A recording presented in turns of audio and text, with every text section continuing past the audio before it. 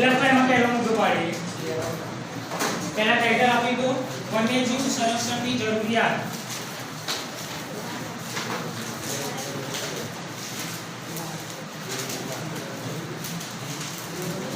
એમાં પહેલો મુદ્દો લખો ભૂતકાળ તરફ નજર કરતા. ભૂતકાળ તરફ નજર કરતા સ્પષ્ટ થાય છે કે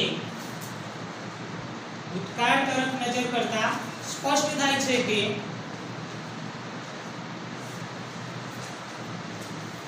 છેલ્લા કેટલાક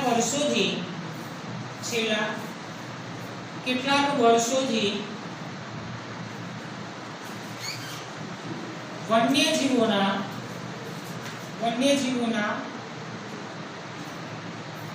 અસ્તિત્વ પર સંકટ તોડાઈ રહ્યું છે.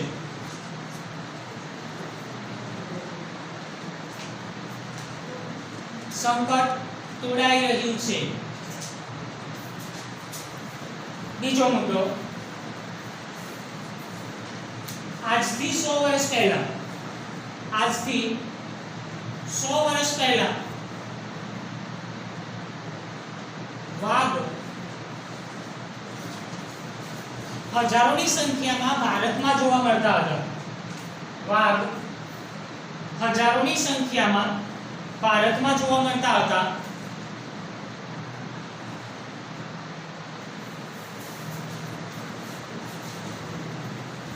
જે આજે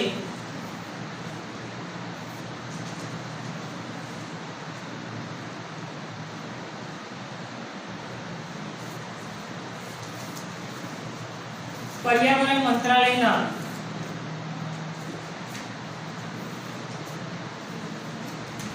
આંકડા મુજબ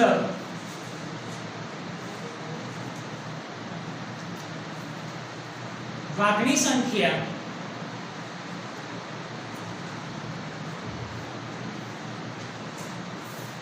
2226 2226 છે.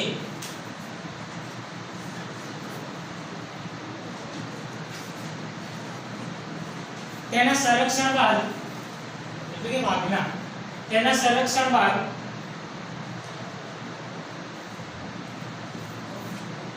વાઘની સંખ્યામાં પણ વધારો થયો.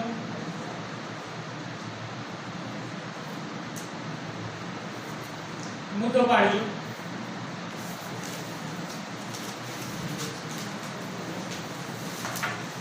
દૂષિત માંસ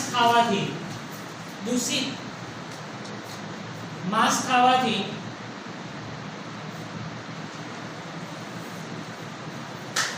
ગીધ નામશેષ થવાના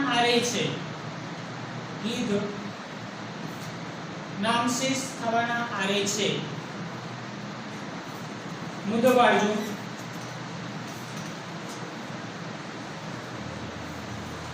20મી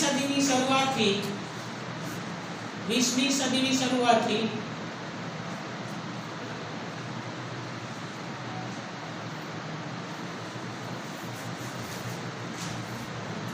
ભારતના જંગલોમાંથી ચિત્તા નષ્ટ થવાના આરે છે.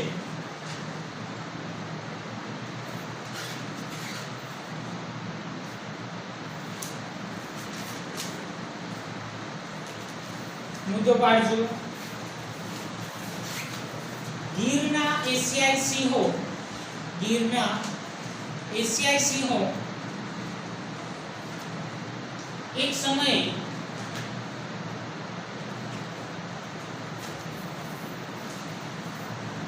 મધ્ય પૂર્વ એશિયા સુધી જોવા મળતા. મધ્ય પૂર્વ એશિયા સુધી જોવા મળતા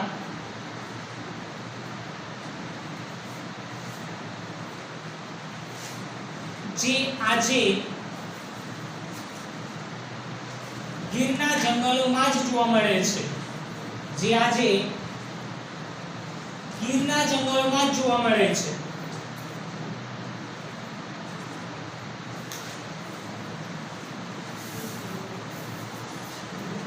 છેલ્લો મુદ્દો લખો. ગુજરાતમાં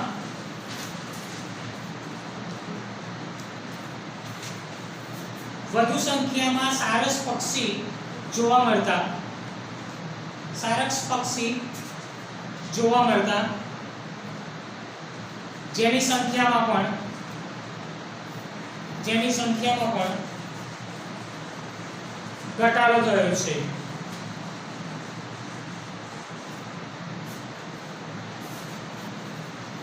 તેમજ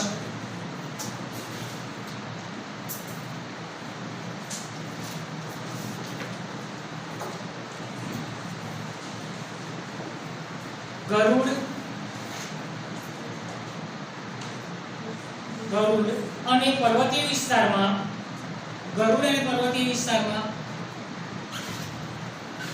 જોવા મળતો ચિલોતરો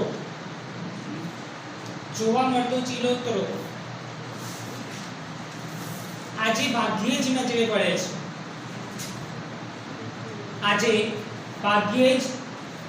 પડે છે. આ એક ચિંતાજનક બાબત છે.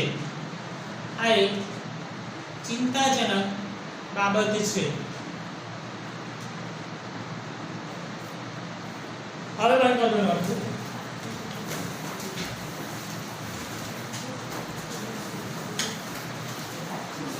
પ્રણવ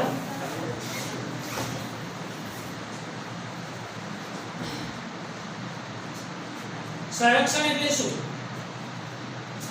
એવું નહીં લખ્યું આપણે કે સંરક્ષણ કોને કહેવાય? સંરક્ષણ કરવું એટલે શું?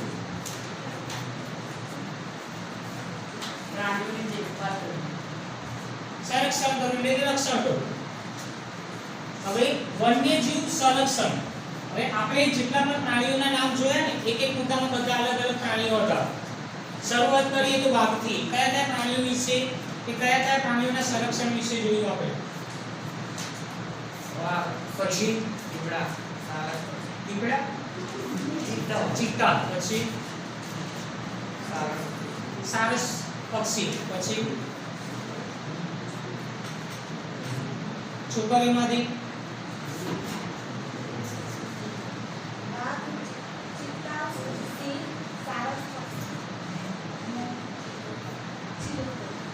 ચેલિડેન્ટિસ.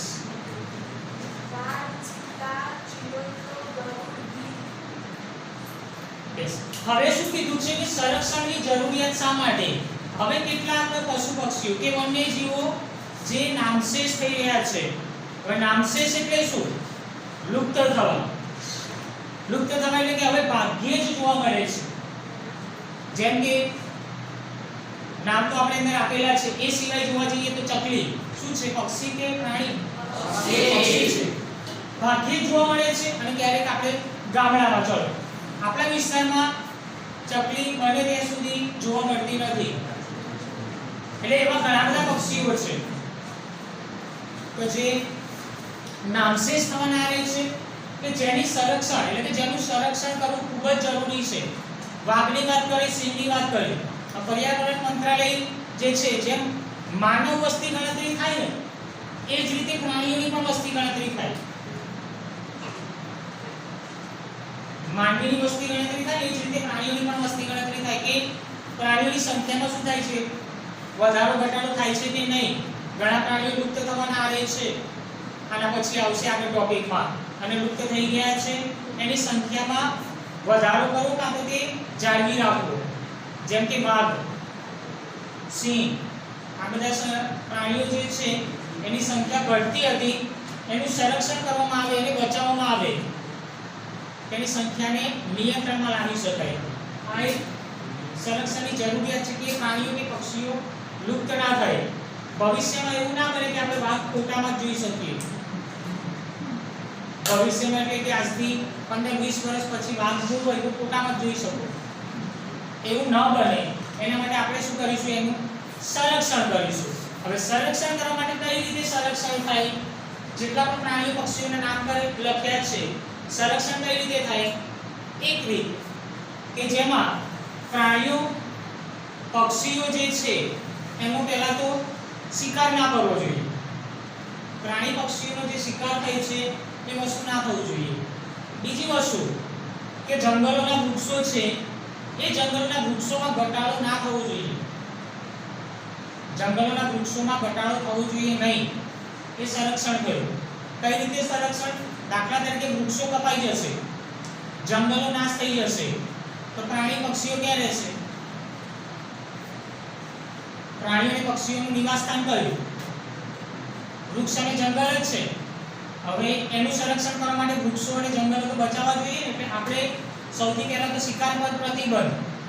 હવે શિકાર જે થાય છે એ આગળ આવશે આગળના ટોપિકમાં, વન્યજીવ પરના જોખમમાં. એટલે કે શિકાર પર પ્રતિબંધ, વૃક્ષો બચાવવા, એટલે જંગલોનો નાશ થવો જોઈએ નહીં. સંરક્ષણમાં આવશે કે વધુ ઇમારતો બને છે, નવા નવા કોમ્પ્લેક્સ બને છે, શહેરીકરણ થાય છે. દાખલા તરીકે તમે અહીંયા રિંગ રોડની જ વાત કરો આપણા વિસ્તારમાં અહીંયા, તો છેક સુધી અત્યારે મકાનો બની ગયા, ફ્લેટ્સ બની ગયા છેક સુધી. પહેલા ત્યાં ખેતરો અને જંગલો જ હતા. ધીરે ધીરે જોઈએ તો કેટલો બધો વધારો થઈ ગયો. હવે એ વિસ્તારમાં જે પ્રાણીઓ પક્ષીઓ કે જે હોય અંતરિયાળ વિસ્તારમાં, તે લોકોનું નિવાસસ્થાન કયું? એ લોકો માનવ વસાહત તરફ આવે, ખોરાકની શોધમાં માનવ વસાહત તરફ આવે. બંને એકબીજાને અથડામણમાં પ્રાણીએ પોતાનો જીવ ગુમાવવો પડે. માનવી અને પ્રાણી એકબીજાનો સામે આવે તો શું થાય? વાઘ આવી જાય સામે તો માણસ મારી નાખે વાઘને, કે વાઘ માણસને મારે? વાઘ માણસને મારે. પણ છેવટે મૃત્યુ તો કોનું થવાનું છે? વાઘનું. કેમ કે બચવા માટે, આપણે પોતે જીવ બચાવવા માટે હમણાં ઘણા કિસ્સા એવું બને છે. હમણાંની લેટેસ્ટ વાત કરું તો ઘણા બધા પ્રાણીઓ જે કહીએ, દીપડા અને ચિત્તા જેવા પ્રાણીઓ માનવ વસાહત તરફ આવી જાય છે ખોરાકની શોધમાં. હમણાંનો જે કિસ્સો વસ્ત્રાલનો કદાચ તમે સાંભળ્યો હોય તો, વોટ્સઅપમાં કે એમાં કદાચ મેસેજ જોયો હોય તો, ચિત્તા જે હતા એ આ બાજુથી ગામડા બાજુથી વસ્ત્રાલ ગામમાં ઘૂસી ગયો રાત્રે ચિત્તો. એટલા પ્રાણીઓ ખોરાકની શોધમાં, કે વૃક્ષો અને જંગલોનો નાશ થઈ રહ્યો છે, આનું સંરક્ષણ કરવું ખૂબ જ જરૂરી છે. એટલે લુપ્ત થઈ જશે, જોવા જ નહીં મળે. એટલે આ છે વન્યજીવોના સંરક્ષણની જરૂરિયાત શા માટે છે તે. એક વાઘ, જેની સંખ્યામાં વધારો કરવા માટે સરકારે વાઘ સંરક્ષણ યોજના બનાવી, જે હવે આગળ 10મા ધોરણમાં તમારી આવશે. સંરક્ષણ યોજના શું છે? તો 10મા ધોરણમાં આવશે કે વાઘની સંખ્યા જે ઘટી રહી છે એને નિયંત્રણમાં લાવવા માટે સરકારે વાઘ પર યોજના બનાવી. સિંહની સંખ્યા, હવે સિંહની વાત કરીએ તો સમગ્ર ભારતમાં જોવા જઈએ તો સિંહ જોવા મળતા, હવે માત્ર ને માત્ર ગુજરાતમાં ગીરના જંગલમાં સિંહ જોવા મળે છે. ગરુડની વાત કરીએ, ઘુવડની વાત કરીએ, ક્યાંક ગામડામાં જોવા મળે તો ઘુવડ, આપણા ત્યાં ઓછા પ્રમાણ ક્યાંક જ, એટલે શું કહું છું, નામશેષ માત્ર નામ જ છે, ક્યાંક ભૂલથી જોવા મળી ગયું તો ઠીક છે. સારસ પક્ષી છે, ચિલોતરો છે, આ બધા વન્યજીવો જે છે એ લુપ્ત ના થાય, નામશેષ ન થાય, એમની સંખ્યામાં સરકાર કઈ રીતે વધારો કરે એના માટે મેં તમને કીધું એ પ્રમાણે સંરક્ષણની જરૂરિયાત ખૂબ જ છે. એના માટે શિકાર પર પ્રતિબંધ મૂકે, જંગલો વૃક્ષો કપાય નહીં, એ બધું જ ધ્યાન રાખવામાં આવે. સરકાર અલગ અલગ યોજના બનાવે એ પ્રાણી કે પક્ષી માટે, કે જેના કારણે એનો બચાવ થાય, એનું સંરક્ષણ થાય. કઈ રીતે સંરક્ષણ કરવામાં આવે? કે એક રાષ્ટ્રીય ઉદ્યાન બનાવવામાં આવે, એક અભયારણ્ય બનાવવામાં આવે. જેમ કે એ અભયારણ્યમાં, એ રાષ્ટ્રીય ઉદ્યાનમાં એ પ્રાણીઓને સુરક્ષિત રાખવામાં આવે. હવે આપણે ગુજરાતમાં અને ભારતમાં જોવા જઈએ તો ઘણા બધા રાષ્ટ્રીય ઉદ્યાનો પણ છે અને અભયારણ્યો પણ છે. જેમ કે પ્રાણી સંગ્રહાલય છે. તો પ્રાણી સંગ્રહાલયમાં શું થાય છે? પ્રાણીઓને રાખવામાં આવે છે ને, એ લોકોની દેખભાળ કરવામાં આવે છે ને, એક અલગ પર્ટિક્યુલર એમની જગ્યા છે.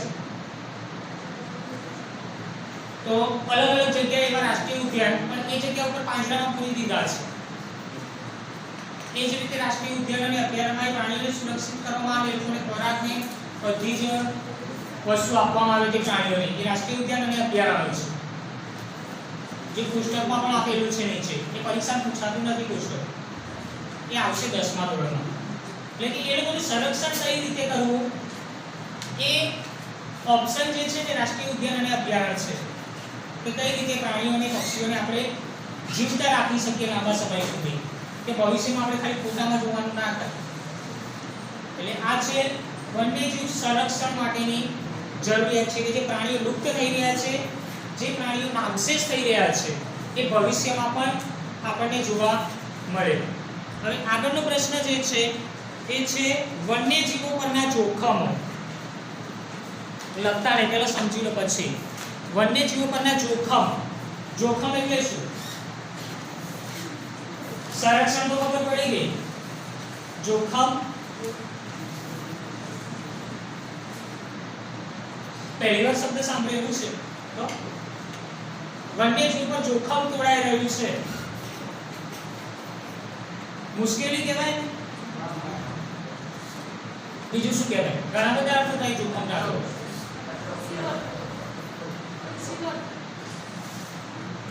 શું કહે છે ગુજરાતીમાં? મુસીબત, આપત્તિ. વન્યજીવો પર જે જોખમ તોડાઈ રહ્યું છે એ માટેના કારણો પરીક્ષામાં પૂછાય કે વન્યજીવો પર જોખમ તોડાઈ રહ્યું છે. કઈ રીતે વન્યજીવો પર જોખમ તોડાઈ રહ્યું છે? એક, હવે તમે ટેક્સ્ટબુકમાં જુઓ, હું જે પ્રમાણે બોલું છું તે પ્રમાણે લાઈન સે મુદ્દા આવશે. એકવાર મેં તમને બોલી લખાયા છે મુદ્દા આગળના ટોપિકમાં. હવે ક્વેશ્ચન આન્સર જોવા જઈએ તો પરીક્ષામાં પ્રશ્ન પૂછાશે વન્યજીવો પર જોખમ તોડાઈ રહ્યું છે. વન્યજીવન જોખમ, વન્યજીવો પરના જોખમો. કઈ રીતે વન્યજીવો પર જોખમ તોડાઈ રહ્યું છે?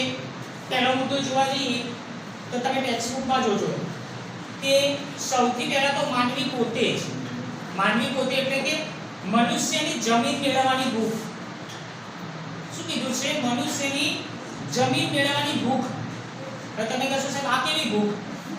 હવે ખાવાની ભૂખ તો સમજ્યા, પણ જમીન મેળવવાની ભૂખ એટલે ખબર પડે છે શું કીધું છે? જમીન મેળવવાની ભૂખ એટલે જમીન મેળવવા માટે જંગલોને શું કરે? કાપી નાખે. વૃક્ષોને શું કરે? કાપી નાખે. ત્યાં મોટી મોટી ઇમારત બને, ત્યાં મોટા મોટા કોમ્પ્લેક્સ બને, વૃક્ષો નષ્ટ થઈ જશે. હવે તમે કીધું વૃક્ષો નષ્ટ થઈ જશે તો પ્રાણી પક્ષીઓ જે છે એ લોકોનું આશ્રય સ્થાન છે, એમનું નિવાસ સ્થાન છે, એ ક્યાં ગયું? એટલે કે માનવી પોતે જ જવાબદાર છે કે માનવી વૃક્ષો કાપે છે, જંગલોનો નાશ કરે છે, એટલે એ લોકોનું નિવાસ સ્થાન છીનવાશે એ પ્રાણીઓનું. એટલે આ એક જોખમ છે વન્યજીવો પર, વૃક્ષોનો નાશ થવું દે. બીજી વસ્તુ છે કે મનુષ્ય પોતે લોભ લાલચના કારણે પ્રાણી અને પક્ષીનો શિકાર કરે છે. શું કીધું છે? મનુષ્ય પોતે લોભ લાલચ. લોભ લાલચ એટલે કે પ્રાણીનો શિકાર કરીશું તો એમાંથી પૈસા કમાવા મળશે. હવે તમે કહેશો પ્રાણીનો શિકાર કરીશું તો પૈસા કેમ ના કમાવાના? દાખલા તરીકે વાઘની વાત કરીએ, વાઘની વાત કરીએ તો વાઘનો શિકાર કરો, વાઘનું જે ચામડું આવે ને ઓરિજિનલ, એની કિંમત જોવા જઈએ તો લાખોમાં હોય. વાઘનું ઓરિજિનલ જે ચામડું કહીએ ને તે. પછી આવા પ્રાણીઓ જે છે એમનું ચામડું છે, એમના વાળ, પ્રાણીઓના દાંત, એના હાડકાં, આ બધી વસ્તુ જે છે ને બજારમાં ઊંચી કિંમત મળે. ઊંચી કિંમત મળે એટલે કે બજારમાં પૈસા મળે આ બધી વસ્તુના. જેમ કે હાથીના દાંતની કિંમત ખબર હશે તમને? કિંમત નહીં એટલે કિંમત વધારે હોય એટલી તો ખબર હશે. હાથીના દાંત બે રીતે, ચાવવાના અને બતાવવાના બંને અલગ અલગ હોય. ખબર છે? હાથીના દાંત ચાવવાના અલગ, બતાવવાના અલગ. અમુક મનુષ્યમાં પણ એવા હોય છે, લોકોમાં હોય છે ને. આપણે નહીં કહેતા કે બે બાજુ બોલે છે, દેખાય છે કંઈક અલગ, અંદરથી કંઈક અલગ છે. કઈ નામ આપણે કોઈનું આપવાનું નથી. આ પ્રાણી પક્ષીઓ જે છે એનો જે શિકાર થાય છે એના ઉપર જે જોખમ તોડાઈ રહ્યું છે એ માટેના આપણે કારણો જોઈએ છે. કે સૌથી પહેલા તો મનુષ્ય પોતે જંગલોનો નાશ કરે છે, વૃક્ષોનો નાશ કરે છે, જેના કારણે પ્રાણીઓ અને પક્ષીઓ છે એ પોતે પોતાનું આશ્રય સ્થાન ગુમાવે છે. એમનું પોતાનું રહેઠાણ જંગલ છે, કે વૃક્ષ છે. એટલે એ વસ્તુ જો વૃક્ષો જંગલો કપાઈ જશે તો વન્યજીવો પોતાનું આશ્રય સ્થાન ગુમાવશે. એ પહેલો મુદ્દો જોયો. બીજો મુદ્દો કયો જોયો કે મનુષ્ય પોતે લોક લાલચના કારણે પ્રાણી પક્ષીનો શિકાર કરે છે કે જેમાંથી એને પૈસા મળશે. કઈ રીતે? કે તેના વાળ, તેનું ચામડું છે, તેના હાડકાં છે જેની બજારમાં ઊંચી કિંમત મળે છે, કે જેમાંથી પૈસા કમાવા મળશે એવું માનીને પ્રાણીનો શિકાર કરે છે. એ પણ શું થયું? વન્યજીવ પર જોખમ. એટલે આવા સમયગાળા દરમિયાન એક વસ્તુ એવું થાય છે કે જે તૃણાહારી પ્રાણીઓ છે અને માંસાહારી પ્રાણીઓ છે બંને વચ્ચે અસંતુલન જળવાય છે. દાખલા તરીકે આશ્રય સ્થાન છીનવાઈ ગયું. હવે તૃણાહારી પ્રાણી જે છે, હવે એ કેવા પ્રાણી? તૃણાહારી એટલે બીજા કોઈ બસ બે ત્રણ જણા ફિક્સ જ છે ક્લાસમાં કે એ લોકો જ બોલશે.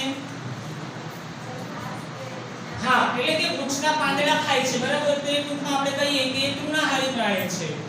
માંસાહારી પ્રાણીની વાત કરીએ તો દાખલા તરીકે સિંહ છે, બરાબર? તે કેવું પ્રાણી છે? તૃણાહારી કહેવાય સિંહને આપણે? કે ઘાસ ખાશે? નહીં ખાય, એ શિકાર કરીને જ ખાશે. એટલે તે માંસાહારી પ્રાણી કહ્યું. अब गाय છે તો ગાય તૃણાહારીમાં આવશે. એટલે કે જંગલમાં પણ એવા કેટલાક પ્રાણીઓ જે છે એ એકબીજા પર આધાર રાખે છે, કાં તો જંગલ પર આધાર રાખે છે, કે વૃક્ષો પર આધાર રાખે છે. એના કારણે તૃણાહારી પ્રાણીઓ અને માંસાહારી પ્રાણીઓ બંને વચ્ચે અસંતુલન જળવાય છે. કે બંનેના ખોરાકની સમસ્યા ઉદ્ભવે. પહેલા તો સૌથી પહેલા તો આપણે એમનો આશ્રય સ્થાન છીનવી લીધો છે, એ તો એમનું મોટું જોખમ આવી ગયું. બીજું કે એમની પાસે હવે ખોરાકની સમસ્યા ઉદ્ભવશે. હવે એ લોકો ખાશે શું? એટલે ખોરાકની શોધમાં એ બનશે. એના પછીનો મુદ્દો જે છે જુઓ કે પ્રાણી પોતે ખોરાકની શોધમાં માનવ વસાહત તરફ આવે છે. પ્રાણી ખોરાકની શોધમાં ક્યાં આવશે? શહેરી વિસ્તારમાં આવશે, કે માનવ વસાહત તરફ આવશે. હવે પ્રાણી માનવ વસાહત તરફ આવશે એટલે શું થશે? માનવી અને પ્રાણી બંને એકબીજા સામસામે ભટકાશે. બંને ભટકાશે એટલે શું થશે? શિકારનો પ્રશ્ન ફરીથી આવશે. બંનેનો પાછો પ્રાણીનો તો શિકાર જ થવાનો છે ને, એનું મૃત્યુ તો નિશ્ચિત છે. કદાચ કોઈ પ્રાણીમાંથી કાં તો કોઈ સંગ્રહાલય અથવા તો કોઈ રાષ્ટ્રીય ઉદ્યાન કે અભયારણ્યમાંથી કોઈ વ્યક્તિને કોઈ ફોન કરે અને બોલાવે તે વ્યક્તિ પાંજરામાં પૂરી લઈ જાય, પણ એવો સમય તમને આપે તો ને વાઘ કે સિંહ. વાઘ આવે તો તમે શું કરો? પહેલા તો આ તો સિંહ સામે આવે તો એ સમયગાળા દરમિયાન ચલો શહેરી વિસ્તારમાં આવી ગયો તો તમે શું કરો? ફોન કરવો પર સિંહને કે ઉભા રહે થોડે ફોન કરો. ત્યાં સુધી જો તમારું શું કે લંચ કે ડિનર બનાવી દે પછી. એટલે કે વન્યજીવોનું આશ્રય સ્થાન છીનવી લઈશું એટલે એ પોતે ખોરાકની શોધમાં માનવ વસાહત તરફ આવે. બંને એકબીજા નો જીવ બચવા માટે, બરાબર? પેલો ખોરાકની શોધમાં છે. હવે આપણે પ્રાણીથી બચવા માટે બંને અથડામણમાં પ્રાણીનો શિકાર થઈ જાય છે, બરાબર? એટલે જે જોખમ છે એ ક્લાસમાં તો અહીંયા જ આવીને પૂરો છે વન્યજીવ પર. જંગલ વિસ્તાર પર થઈ ગયો, એ લોકોનું આશ્રય સ્થાન ગયો એટલે પોતે માનવ વસાહત તરફ આવ્યું, એના કારણે મૃત્યુ થશે. ઘણી વાર એવા બનાવ પડે છે, બને છે કે રોડ રસ્તા ઉપર પ્રાણી જતા હોય છે અને એ સમયગાળા દરમિયાન વાહન અથડામણમાં કોઈ પ્રાણીનું મૃત્યુ થઈ જાય છે. રાત્રિના સમયગાળા દરમિયાન જંગલ વિસ્તારમાંથી ખોરાકની શોધમાં કોઈ પ્રાણી રોડ પર આવે છે અને રાત્રિ સમયગાળા દરમિયાન કોઈ ટ્રક ત્યાંથી નીકળ્યું અને એ પ્રાણીનો શિકાર કરનાર. શિકાર મીન્સ કે પ્રાણી મરી ગયું ત્યાં. હવે એનો શું એની શું ભૂલ? પ્રાણીની ભૂલ કોની? ટ્રકવાળાની. ટ્રકવાળાની ભૂલ. આમ તો ટ્રકવાળાની પણ ના કહેવાય. ચલો ત્યાં એને અથડાઈથી જોયા વગર તો ટ્રકવાળાની ભૂલ એ રીતે ગાડી લો. મુખ્ય વસ્તુ તો શું કે પોતે આપણે એમનું આશ્રય સ્થાન છીનવાઈ ગયું છે કે બને ત્યાં સુધી જંગલ વિસ્તારમાં ઘટાડો થઈ રહ્યો છે. જેમ બને એમ ધીરે ધીરે શહેરીકરણ, વસ્તી વધારો, નવા બંગલા બની રહ્યા છે, નવા ફ્લેટ્સ બની રહ્યા છે, કોમ્પ્લેક્સ બની રહ્યા છે, જ્યાં જુઓ ત્યાં ઇમારતો જોવા મળે છે. હવે આ બધી વસ્તુ બને છે ક્યાં? તો કે જે મેદાનો જે હતા એ મેદાનો ઓછા થઈ ગયા, જે વૃક્ષો હતા એ વૃક્ષો ઓછા થઈ ગયા. હવે એ જગ્યા ઉપર મોટી મોટી બિલ્ડિંગ બની ગઈ, કોમ્પ્લેક્સ બની ગયું. હવે ઘણા બધા વિસ્તારો તમે જુઓ તો મોટાભાગે હવે ખેતર વિસ્તારના આવા બધા વિસ્તારો ઓછા થઈ ગયા છે. જે પોતાની જમીન કે આવું કંઈ હોય તો એ પણ જેને પૈસા સારા મળે, કોઈ સારા એવા બિલ્ડર કે કોઈ વ્યક્તિ મળે છે તો એને વેચી દે છે પોતાની જમીન. તો એ જગ્યા ઉપર કોઈ વ્યક્તિ કોમ્પ્લેક્સ બનાવે કાં તો કોઈ ફ્લેટની સ્કીમ ઊભી કરી દે, એટલે વિસ્તાર જે છે જંગલ વિસ્તારમાં ઘટાડો થઈ ગયો. બરાબર. એક વન્યજીવ પર આ ક્લાસમાં જોખમ આવીને જ ઊભું રહેશે, એટલે પરીક્ષામાં જે પ્રશ્ન પૂછાશે એ પ્રશ્ન શું હશે કે વન્યજીવો પર જોખમ તોડાઈ રહ્યું છે સમજાવો. આ તો વન્યજીવો પરના જોખમ ટૂંકનોંધની રીતે પણ પૂછાય પરીક્ષામાં. હવે ફરીથી આન્સર આનો કે પહેલો જ મુદ્દો આપણે શરૂઆતમાં જે જોયો તે વન્યજીવો પર જોખમ તોડાઈ રહ્યું છે તે એટલે કે મનુષ્યની જમીન મેળવવાની ભૂખ કે મનુષ્ય પોતે લોભ લાલચમાં આવીને પ્રાણી પક્ષીનો શિકાર કરે છે. એ શિકાર કરવાનું કારણ શું કે એનામાંથી એનું ચામડું છે, એના દાંત, એના હાડકાં એની બજારમાં ઊંચી કિંમતે એમાંથી એને પૈસા મળે છે. એટલે લોભ લાલચના કારણે શિકાર કરે છે. એ પણ એક પ્રાણીનું જોખમ થયું કે એનું મૃત્યુ થઈ ગયું શિકાર દ્વારા. ત્યાર પછી શું કે જંગલોનો નાશ થયો, વૃક્ષો કાપી નાખ્યા. હવે વૃક્ષો કાપી નાખીશું એટલે કે પ્રાણીનું આશ્રય સ્થાન, પ્રાણીઓ નિરાશ્રિત બનશે એવું લખ્યું છે ચોપડીમાં. પ્રાણીઓ નિરાશ્રિત બનશે, એમનું આશ્રય સ્થાન છીનવાશે એટલે પોતે શિકારની શોધમાં એટલે કે ખોરાકની શોધમાં આ એક મુદ્દો રહી ગયો. તૃણાહારી પ્રાણી અને માંસાહારી પ્રાણી બંનેનું અસંતુલન સર્જાશે. બરાબર. ત્યારબાદ પ્રાણી પોતે ખોરાકની શોધમાં માનવ વસાહત તરફ આવશે, એની જગ્યાએ શહેર વિસ્તારમાં આવશે અને એ સમયગાળા દરમિયાન માનવી અને પ્રાણી બંને એકબીજાની સામસામે એટલે કે અથડામણમાં પ્રાણીએ પોતાનો જીવ ગુમાવવો પડે છે. આ રીતે કહી શકાય કે વન્યજીવો પર જોખમ તોડાઈ રહ્યું છે. આ રીતે કહી શકાય કે વન્યજીવો પર જોખમ તોડાઈ રહ્યું છે. પહેલો પ્રશ્ન સંરક્ષણ જોયું, પછી જોખમ.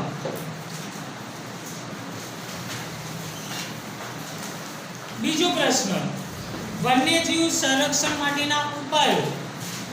હવે ઉપાય શું છે? આ જે જોખમ જે છે ને એ જેના દ્વારા ઊભું થયું છે એ વસ્તુ ના કરવું જોઈએ. તો જે ઉપાય થયો ને આ બાજુ એના તો પછી લખજો, તમને આપીશ ટાઈપ લખવાનું. આ પૂરું થશે મારું હું તમને લખવા આપીશ.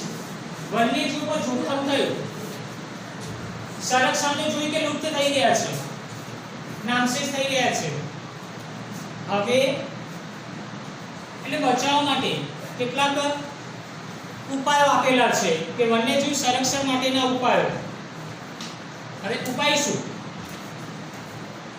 ઉપાય વન્યજીવનું સંરક્ષણ કરવા માટેનો ઉપાય શું હોઈ શકે? જે આપણે જોખમ જેના દ્વારા ઊભું થયું હતું ને એ વસ્તુ ના થાય ને તો એનો ઉપાય કરો. બરાબર. શિકાર થતો હતો લોભ લાલચના કારણે, સરકાર શિકાર પર પ્રતિબંધ મૂકે અને જો કોઈ વ્યક્તિ શિકાર કરે તો એના ઉપર કાયદેસરની કાર્યવાહી કરો, તે વ્યક્તિને દંડ કરો. જો કોઈ વૃક્ષો કાપે છે તો કાયદેસરની કાર્યવાહી કરો. સરકાર આવા નિયમો લાવે, કડક નિયમોનું પાલન કરાવે.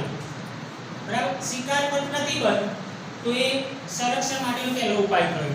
વન્યજીવ સંરક્ષણ માટેના ઉપાયો. વન્યજીવ સંરક્ષણ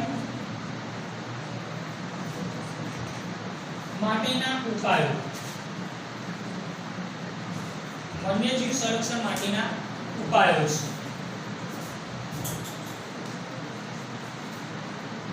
એક તો બોલી દઉં એક ઉપાય, પછી બીજો કોઈ ઉપાય બોલો. ચલો ચોપડીમાંથી જોઈ બોલશો તો બી ચાલશે. વધારે વૃક્ષો વાવવા. હા, વૃક્ષારોપણ કરો.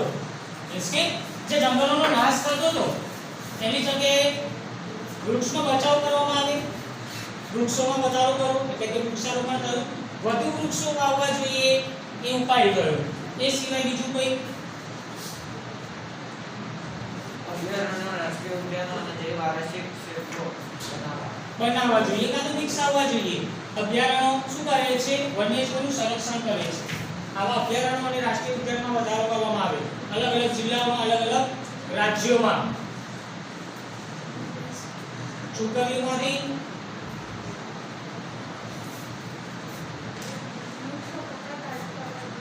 વૃક્ષ કપાતા અટકાવવા જોઈએ. પછી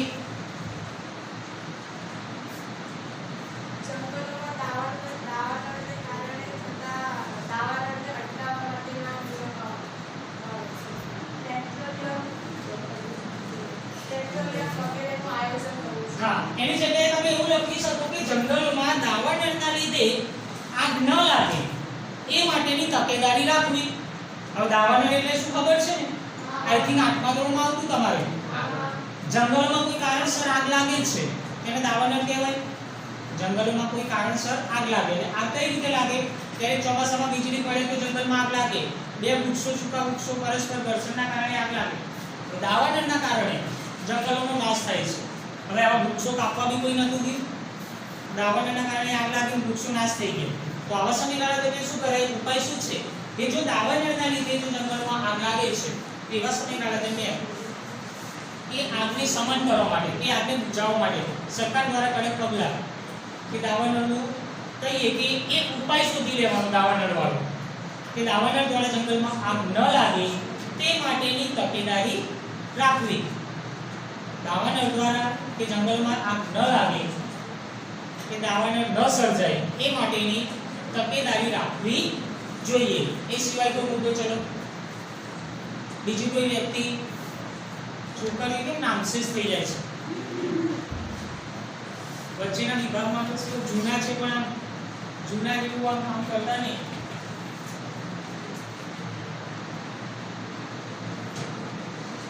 આપણે સર જૂના છીએ, અમે પરીક્ષામાં બતાવીશું.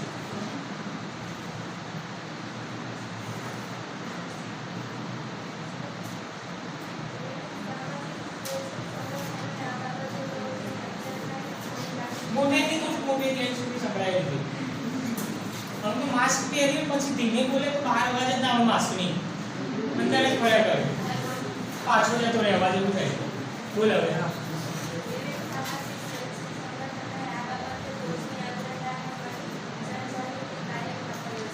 જનજાગૃતિના કાર્યક્રમો યોજવા જોઈએ. સામાજિક સંગઠનો, લોકો, બરાબર. બીજું જનજાગૃતિના કાર્યક્રમો લોકોને સમજાવવામાં આવે તો લોકો દ્વારા એવા કાર્યક્રમો યોજવામાં આવે કે લોકો વૃક્ષોનું મહત્વ સમજાવે, લોકોની સહભાગીદારી નોંધે.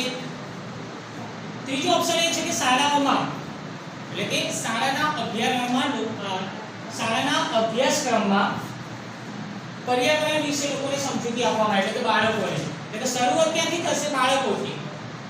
જો બાળકને અભ્યાસક્રમમાં જ શું સમજાવવામાં આવે કે વૃક્ષનો શું ઉપયોગ છે, કે વૃક્ષનું શું મહત્વ છે, જંગલનું શું મહત્વ છે, આ વસ્તુ કરવામાં આવે તો ભવિષ્યમાં આવી કોઈ સમસ્યા ઉદ્ભવે નહીં.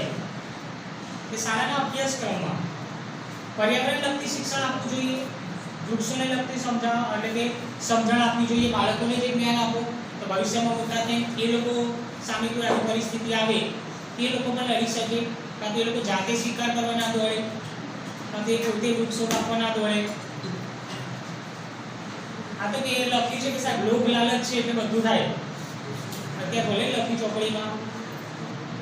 એટલે સંરક્ષણ માટેના ઉપાયો જે છે આપણે જે જોખમ જોઈ કે જેના કારણે પરિસ્થિતિ ઉદ્ભવતી હતી કે વન્યજીવોને જે મુશ્કેલી પડતી હતી એ વસ્તુ ના થાય તેના માટેના ઉપાયો કેટલાક આપેલા છે. એ ઉપાયમાં બી તમે જાતે લખી શકશો. એવું નહીં કે પેઠા ચોપડીમાં આવે છે કે ઉતારી દેવાના છે. બેઠે બેઠે ચોપડીમાં ઉતારેલું આપણે લખ્યું છે એ સીધે સીધું ઉતારીએ.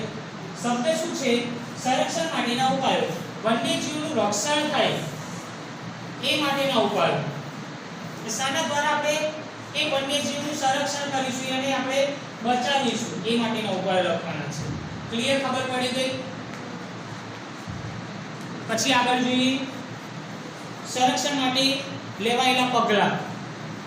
સંરક્ષણ માટે લેવાયેલા પગલાં છે એમાં રાષ્ટ્રીય ઉદ્યાન, અભયારણ્ય, જૈવ આરક્ષિત ક્ષેત્ર શું છે કે રાષ્ટ્રીય ઉદ્યાન, અભયારણ્ય અને જૈવ આરક્ષિત ક્ષેત્ર છે એ જગ્યાઓ પર પ્રાણીઓને સાચવી રાખવામાં આવે છે, તેનું સંરક્ષણ કરવામાં આવે છે.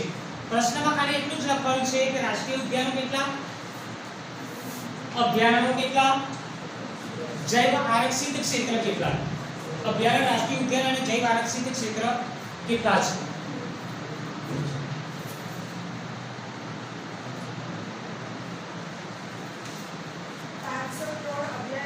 આંકડાકીય માહિતી જ આવી જોઈએ ખાલી. 503 અભયારણ્યો, 102 રાષ્ટ્રીય ઉદ્યાનો અને 14 જૈવ આરક્ષિત ક્ષેત્રો. ઓકે. બીજું કોઈ? આ પગલાં છે સરકાર આટલી વસ્તુ કરી છે પ્રાણીઓને બચાવવા માટે, વન્યજીવોને. વચ્ચેનો વિભાગ તો નામશેષ જ છે, પછી હું જ ઊભા કરી દઉં.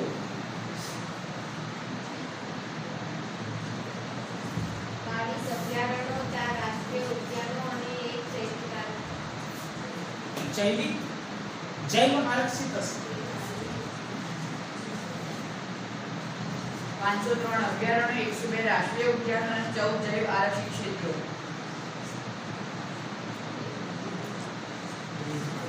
ગુજરાતમાં 22 અભયારણ્યો, 4 રાષ્ટ્રીય ઉદ્યાનો અને 1 જૈવ ટોટલ બી આપેલું છે, ગુજરાતની સંખ્યા બી આપેલી છે. અભયારણ્ય રાષ્ટ્રીય ઉદ્યાન તમને ખબર પડી કે અભયારણ્ય રાષ્ટ્રીય ઉદ્યાન શું છે? સંરક્ષણ કરવામાં આવે છે જગ્યાઓ પર. રાષ્ટ્રીય ઉદ્યાન અભયારણ્ય તે પ્રાણીઓને એ જગ્યા પર બચાવવામાં આવે છે, એનું રક્ષણ કરવામાં આવે છે. જેમ કે વાઘની સંખ્યામાં ઘટાડો થઈ રહ્યો હતો, એ વાઘની સંખ્યામાં સંપૂર્ણ ઘટાડો ના થઈ જાય, સંપૂર્ણ નામશેષ ના થઈ જાય, એ માટે સરકાર અભયારણ્ય બનાવશે, રાષ્ટ્રીય ઉદ્યાન બનાવશે, જૈવ આરક્ષિત ક્ષેત્ર બનાવશે કે એ જગ્યા ઉપર એ પ્રાણીઓનું રક્ષણ થાય, કોઈ શિકાર ના કરી શકે. એ જગ્યા ઉપર સરકારી દેખરેખ રખાય કે એ જગ્યા ઉપર સરકારી કર્મચારી સિવાય બીજી કોઈ વ્યક્તિને એન્ટ્રી મળે નહીં. અને કદાચ કોઈ જગ્યા ઉપર જો એન્ટ્રી મળે છે તો તમે ટિકિટ લઈને જોવા જઈ શકો. ગેરકાયદેસર રીતે કોઈ પણ કામ અભયારણ્યમાં ના થાય, રાષ્ટ્રીય ઉદ્યાનમાં ના થાય, જૈવ આરક્ષિત ક્ષેત્રમાં ના થાય. આ છે સરકાર દ્વારા જે પગલાં ભરવામાં આવ્યા વન્યજીવોને બચાવવા માટે. ક્લિયર? પછી આગળ જોઈએ વાઘ પરિયોજના અને સિંહ પરિયોજના. સિમ્પલ જ છે, જો નાનો પ્રશ્ન છે. વાઘ પરિયોજના આપણે કીધું એ 10મા ધોરણમાં આખો વિસ્તારથી આવે છે, અલગ અલગ પ્રાણીઓની યોજનાઓ છે. વાઘ પરિયોજના કઈ છે અને સિંહ પરિયોજના ચોપડીમાં લખી છે, સિવાય હું બોલું છું એ તમે લખી શકો કે દેશમાં વાઘની ઘટતી જતી સંખ્યાને નિયંત્રણમાં લાવવા માટે સરકાર દ્વારા જે યોજના બનાવવામાં આવી એ યોજનાને વાઘ પરિયોજના કહે છે. સરકાર દ્વારા જે યોજના બનાવવામાં આવી એ વાઘ પરિયોજના, કે દેશમાં વાઘની ઘટતી જતી સંખ્યાને નિયંત્રણમાં લાવવા માટે, એટલે કાબૂમાં લાવવા માટે સરકાર દ્વારા જે યોજના બનાવવામાં આવી એ યોજનાને વાઘ પરિયોજના કહે છે, અંગ્રેજીમાં પ્રોજેક્ટ ટાઈગર. એ જ રીતે સિંહ પરિયોજના કે સિંહની ઘટતી જતી સંખ્યાને ધ્યાનમાં રાખીને સરકાર દ્વારા જે યોજના બનાવવામાં આવી, એટલે કે સિંહના રક્ષણ માટે જે યોજના બનાવવામાં આવી તેને સિંહ પરિયોજના કહે છે. ક્લિયર? હવે એક વસ્તુ રહી ગઈ, બંનેની સાલ છે. વાઘ પરિયોજના કઈ સાલમાં? ઉપર નીચે જ છે. 1917 લાસ્ટમાં બ્રેકેટમાં તમારી સાલ લખવાની છે. ફરીથી બોલી જાઉં છું, છેલ્લો ટોપિક છે વાઘ પરિયોજના કોને કહેવાય અને સિંહ પરિયોજના. વાઘ પરિયોજના એટલે કે દેશમાં વાઘની ઘટતી જતી સંખ્યાને નિયંત્રણમાં લાવવા માટે સરકાર દ્વારા જે યોજના બનાવવામાં આવી એ યોજનાને વાઘ પરિયોજના કહે છે. સિંહ પરિયોજના કે દેશમાં સિંહની ઘટતી જતી સંખ્યાને નિયંત્રણમાં લાવવા માટે સરકાર દ્વારા જે યોજના બનાવવામાં આવી તેને સિંહ પરિયોજના કહે છે. વાઘ પરિયોજના કઈ સાલમાં? 1917 અને સિંહ પરિયોજના બરાબર 72 યાદ રાખવાનું, ઉપર નીચે છે. ક્લિયર? અહીંયા સુધી. હવે પછી કોઈ ટોપિક વધ્યો? પૂરા થઈ ગયા ટોપિક બધા? અહીંયા સુધી કમ્પ્લીટ છે. બરાબર? ટોપિક પ્રમાણે લખશો તો બી તમારા બધા પ્રશ્નો આવી જશે. અને મેં સમજાય છે એ પ્રમાણે તમે લખી શકો. ફરીથી કહું છું, ઉતારો ના કરતા, શું સમજ્યા છે એ લખવાનું છે. ક્લિયર? આ તમારો હોમવર્ક આજનો. જો નથી જ ખબર પડતી કે શું લખવાનું છે, ટોપિક પ્રમાણે કઈ રીતે જવાબ છે, ક્વેશ્ચન આન્સર સ્વાધ્યાયને લખી નાખવાનું. પણ એવું કશું છે જ નહીં, ના ખબર પડે એવું. ટોપિક પ્રમાણે જ આપણે ચાલે છે, ક્રમ બાય ક્રમ. શરૂઆત સંરક્ષણ, વન્યજીવ પર જોખમ, સંરક્ષણ માટેના ઉપાયો, પગલાં, વાઘ પરિયોજના અને સિંહ પરિયોજના. અહીંયા સુધીના પ્રશ્નો લખવાના છે. ક્લિયર? અહીંયા સુધીનું